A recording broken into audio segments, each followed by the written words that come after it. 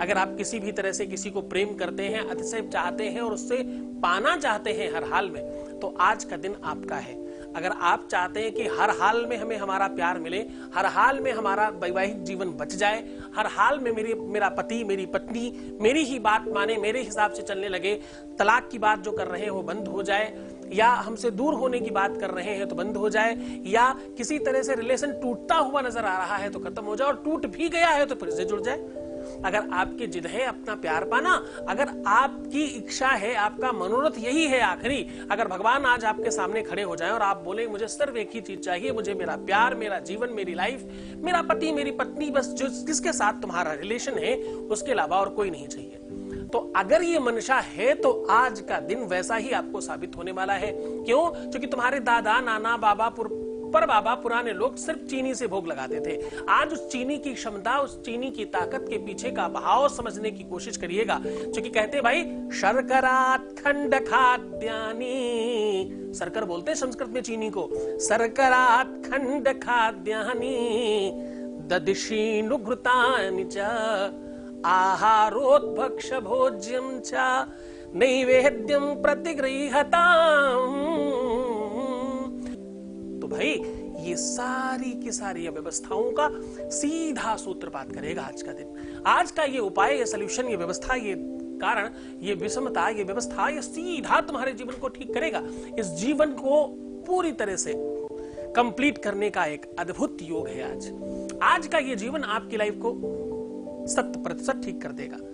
इसमें और कुछ खास नहीं करना, इसमें और कुछ खास व्यवस्थाएं नहीं करनी।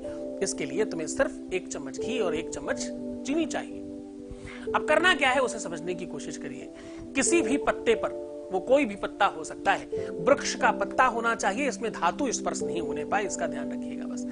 किसी भी पत्ते पर 1 चम्मच घी और 1 चम्मच चीनी डाल करके अपनी अनामिका और रिंग फिंगर से खूब लेप कीजिएगा। कोशिश कीजिएगा कि आप इतना मत रगड़ना नीचे का पत्ता फट जाए। हाँ, बहुत आराम से, प्यार से। प्यार पाना है ना तो काम प्यार से करना। जो चाहिए वही करना पड़ता है। जो चाहिए वो दो, पैसा चाहिए तो पैसा दीजिए। इसको कुतर्क में मत समझ लेना भाई। तुम्हारा दिमाग अच्छा सकारात्मक चलेगा तो ही समझ आएगी हमारी बात, है ना। जाकी रही भावना जैसी, प्रभु मूरत देखी तीन तैसी। जैसी भावना है वैसी मूरत आपको दिखाई पड़ेगी, वैसी चीजें आपको समझ में आएंगी। जैसा कर्म करोगे, जो परोसोगे वो आपको मिलेगा। चकी ददाती प्रतुगृहणाति नान्यथैसा प्रसीदति। जो तुम दोगे वही तुमको मिलेगा। जो चाहिए उसे देना शुरू करिए। सम्मान चाहिए तो सम्मान देना शुरू करिए। प्रेम चाहिए तो प्रेम देना शुरू करिए, आपका जीवन ठीक हो जाएगा। तो अब सीधा आपको लेकर के चलते हैं उस व्यवस्था के साथ जहां उपाय है। अब आपको पता है ना, घी वाली बात कर रहा था मैं। तो पत्ते के ऊपर रिंग फिंगर और मिडिल फिंगर को मिला करके उसको लेप करना है। कोशिश करना है कि धीरे धीरे रगड़ते जाए। अगर वो चीनी घुलने लगे तो आपके लिए बहुत अच्छा है।